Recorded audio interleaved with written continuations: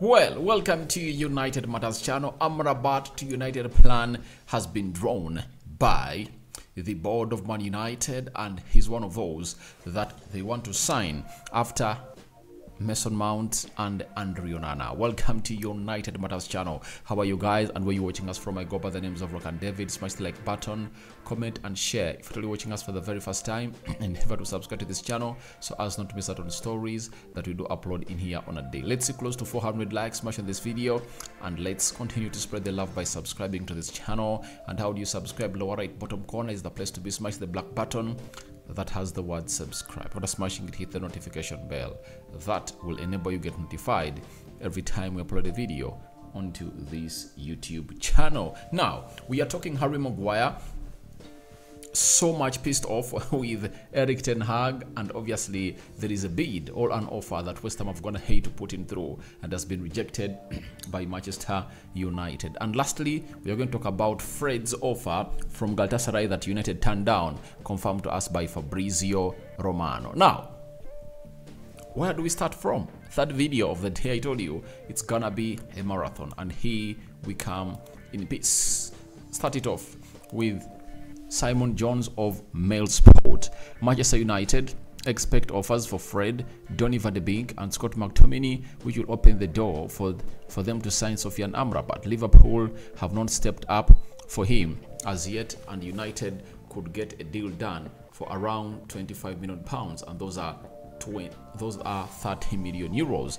Then Fabrizio Romano has gone ahead and told us that Manchester United have Sofyan Amrabat included in their defensive midfield list, but nothing imminent and no bid has been sent. Manchester United next priority is new striker, with Rasmus Højlund talks on. New midfielder depends on outgoings, especially Fred and Donny van de Beek. Now, so it is written all over the wall, very clear on the canvas, that Sofyan Amrabat is going to be the fourth signing of Manchester United. The third signing of Man United is going to be Rasmus Højlund, and United have gone ahead to obviously go ahead and do the needful for this transfer. Looking like this time round we would have gone ahead to sign 4, but you're going to sign 3 players from the Serie A. If at all even Kim Min-jae was still available, United would have gone ahead to sign him, and obviously those were 4 players coming in from the Serie A. And with Onana on, Rasmus Højlund next, and after Rasmus Højlund, he'll be followed by Sofyan Amrabat. Not so? So that is what United have gone ahead to put up onto their transfer charge. Now the plan is simple. 3 players have to be sold to say that United really go ahead and obviously get the deal of Sofyan Amrabat out of the way. But doesn't mean that if at all one of those is sold and others are not sold, this deal won't come to materialization. Looks like United are looking for some good offers for players like Fred, of which they can get close to £25 million or 30 if at all he's sold to the Saudi Pro League. That's it. And which other player? Donny van de Beek and Scott McTominay. So out of those 3, I believe United can easily get in money close to £25 million to see Sofyan Amrabat come to Manchester United. You know, people are shifting posts, but to me, I'm not that kind of person. Do you know why? I'm still sticking on my word that I anticipate next season to be a very huge one for Erik ten Hag. We are going to compete with Man City, Arsenal, Liverpool, Chelsea, Newcastle for the Premier League, and in the Champions League we are going to compete favorably. That is it. But for me to come here and obviously put in a stamp of us winning a trophy, we just need to see ourselves really signing Sofyan Amrabat. We need a defensive pivot player. He is going to be the most important signing for this club this summer. I understand people are talking about Onana coming in through and changing the way we play. Trust me, even if David De Gea stayed at the club of Man United, things would have been not far off different, because a CDM would have been here.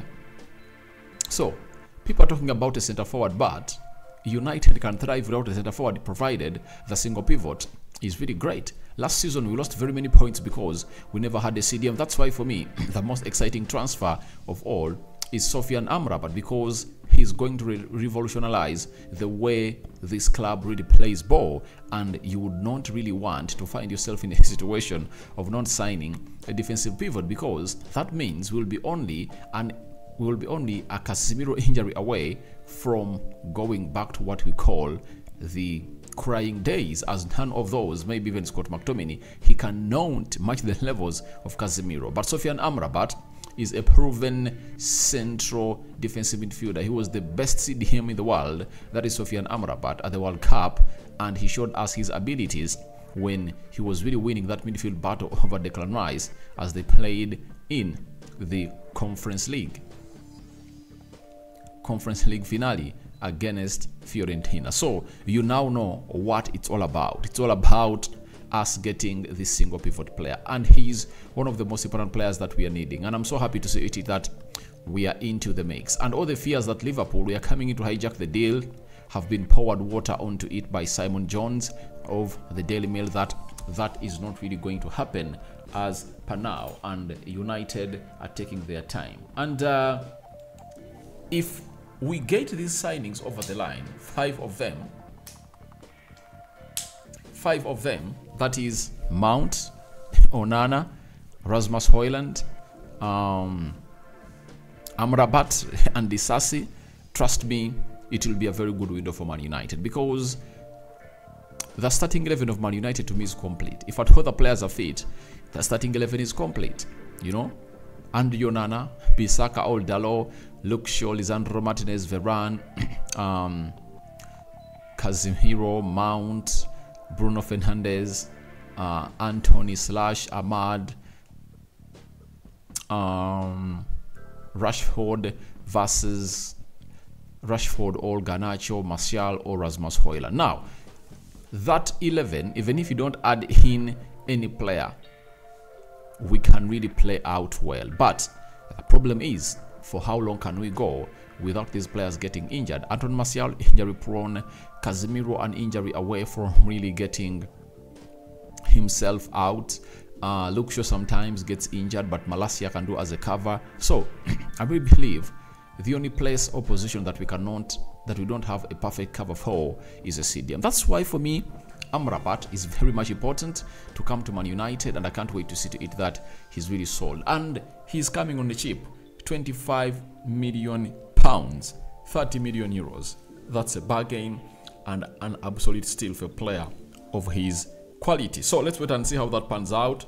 But it's Rasmus Højlund next, and then Sofyan Amrabat, fourth signing of Manchester United, meaning that we might not see any of the next signings apart from Andrew Onana and Mason Mount in USA, because in USA we are going to be there from the 20th up to,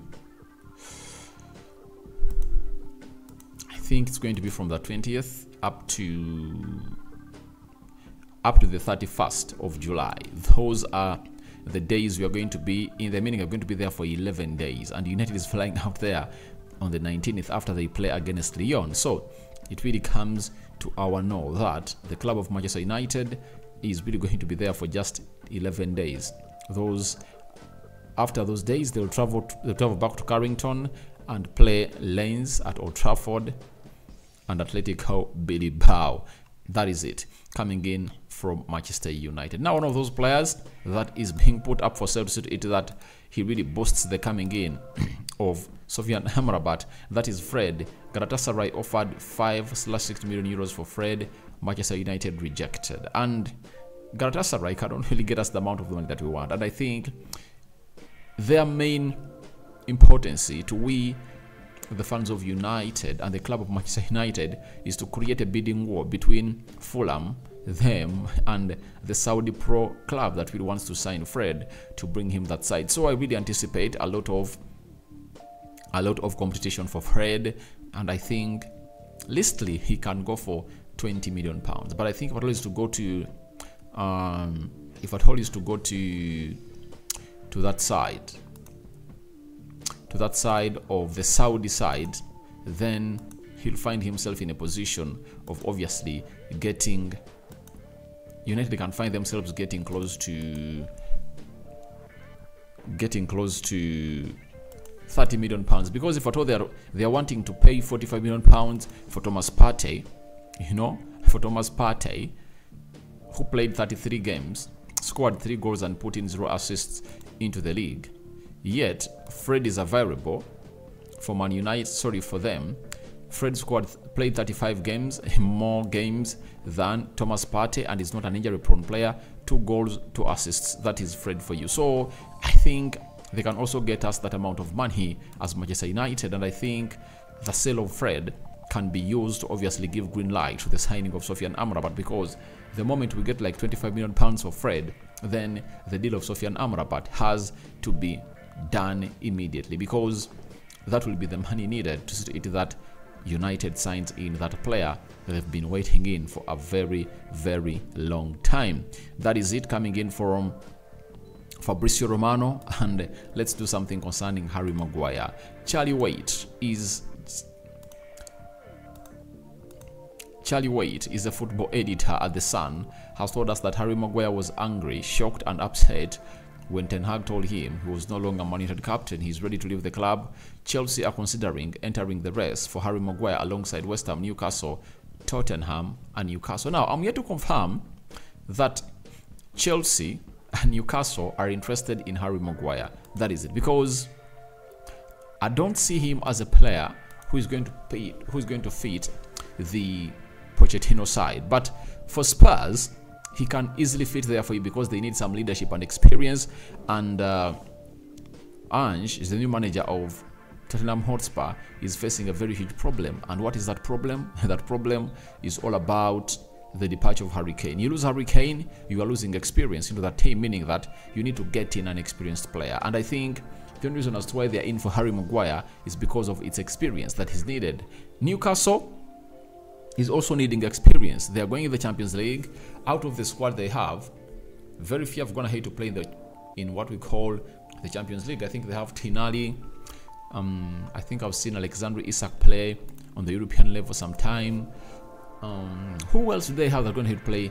The captain, that is Kylian Trippier, has gone ahead to feature into some games. So that obviously shows you exactly what they are really going in for Harry Maguire. First of all, for me, Chelsea is out, and I think these 3 other teams are really having genuine interest for Harry Maguire. That is West Ham, Tottenham Hotspur and Newcastle. So I think that plays well for Man United, but can they really get us the amount of money that we want? Because the board might be wanting 50 million pounds, but are they willing to offer it? Now, Jacob Steinberg has gone ahead and obviously thrown in a story about Harry Maguire that West Ham have had a loan offer for Harry Maguire rejected by Man United.